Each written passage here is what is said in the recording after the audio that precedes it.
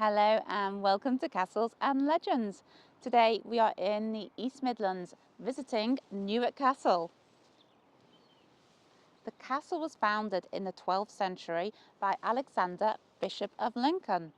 It is said that the castle is the place where King John died of dysentery, and the castle saw its fair share of action during the Civil War. But now I think it's time we should go and take a look and delve a bit more into the history.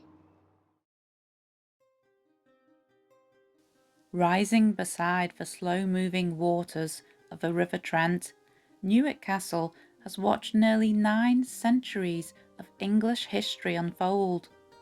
The story begins in the 1130s, when Alexander, Bishop of Lincoln, was granted a royal charter by King Henry I, allowing him to build a castle. It is believed, though, this may not have been the first fortification on the site. An earlier timber Motte and Bailey Castle once stood here, and predating that, there had been a Saxon fortified manor. Alexander chose the spot wisely, for Newick was on the Great North Road that carried merchants and armies between London and York, while the River Trent brought trade deep into the heart of England. Whoever held Newick held power. Alexander, also known as Alexander the Magnificent, apparently due to his luxurious lifestyle, built this impressive castle of stone as a mark of wealth and authority, with impressive curtain walls and towers designed to withstand attack. Behind me here you can see the castle gatehouse. It was built as the entrance of the castle, and it was built on a grand scale to impress visitors upon their arrival, and it remains the most well-preserved part of the castle.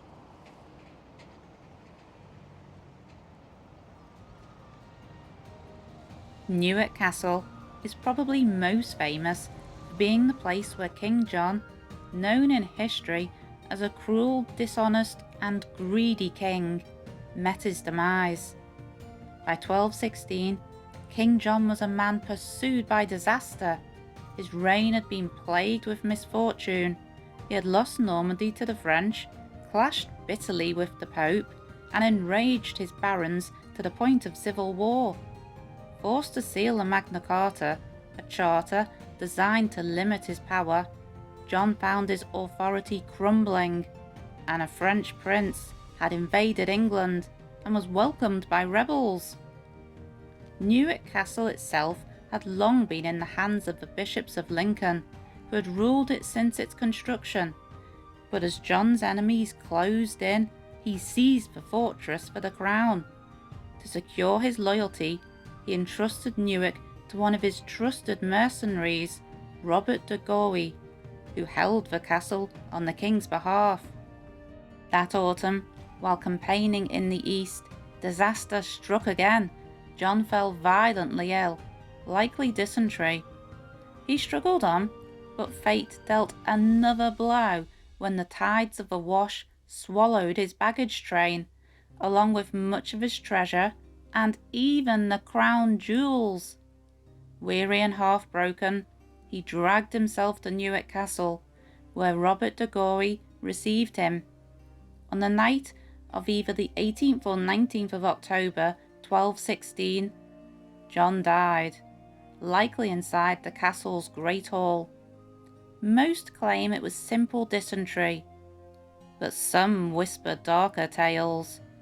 One account suggests he had consumed an excessive surfeit of peaches, washed down with new cider, which may have triggered his fatal sickness. Others accuse his enemies of poisoning him. Following John's death, his 9-year-old son was crowned King Henry III. Henry ordered Robert de Gourvy to surrender Newick Castle back to the Bishop of Lincoln. But de Gourvy had grown accustomed to power. He ignored the royal command, along with several increasingly blunt reminders from the crown. At last, in 1218, Henry lost patience. A royal army marched on Newick and laid siege to the castle.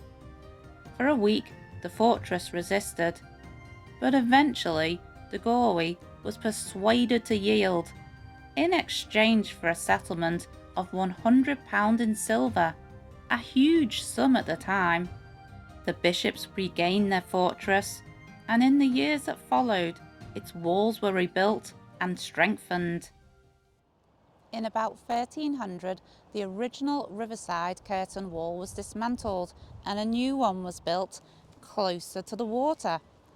The new wall was built in two stone types, which gave it a multicoloured effect, which had become popular since King Edward I had used this. It also meant that supplies could be brought in much more easily by water. By the early 14th century, the castle found itself playing a darker role in religious and political drama. The once glorious Knights Templar were accused of heresy by Pope Clement V. Across Europe, Templars were hunted, tried, and imprisoned. In England, some of these disgraced knights were held within the very walls of Newark Castle. Centuries later, Newick returned to the heart of conflict. During the English Civil War, which lasted from 1642 to 1646, Newick was staunchly royalist, holding out for the king, and its importance lay in its position along one of the main north-south routes. Control of Newick meant control of supplies and troop movements. Parliament understood this all too well and launched 3 major sieges against the town and castle. The first siege by the parliamentarians was in 1643, but the town was heavily fortified and well garrisoned. A royalist relief force broke the siege and Newick emerged, battered but unbroken. The second siege was in 1644. Parliament returned with greater force. This time, Newick suffered bombardment, disease, and shortages. But yet again, royalist reinforcements arrived, lifting the siege and proving Newick's reputation as one of the king's strongest fortresses. The third siege, from 1645 to 1646, was after the crushing royalist defeat at Naseby. Newick became one of the last major strongholds still loyal to Charles I. Parliamentarian and Scottish armies built a complete ring of forts and trenches around the town, cutting off supplies. Inside the town, famine and plague ravaged both soldiers and townsfolk, yet the garrison refused to yield. Newick only surrendered when the king himself commanded it. The garrison obeyed and marched out with dignity. Parliament ordered the castle to be slighted, that is destroyed, so it could never be used to defy them again. But fate intervened once more. As the work began, plague swept through Newick and the destruction was abandoned. But the ruin did not stand untouched.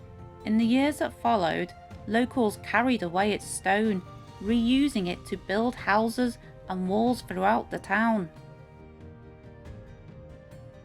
Centuries passed, and Newick Castle's role changed again. In 1889, the castle grounds were laid out as a public garden to commemorate Queen Victoria's Golden Jubilee. At the time of recording this, Newick Castle is undergoing restoration work to ensure this historical monument will still stand for centuries more. What a lovely sunny spring day it has been. Perfect weather for castle exploring, and there may not be a lot left of Newick Castle, but if you put your imagination, get that working, you can imagine what it was once like. I hope you have enjoyed the history and exploring of us. If you have, please give a video a like and consider subscribing. And we'll be back soon visiting another castle. Bye for now.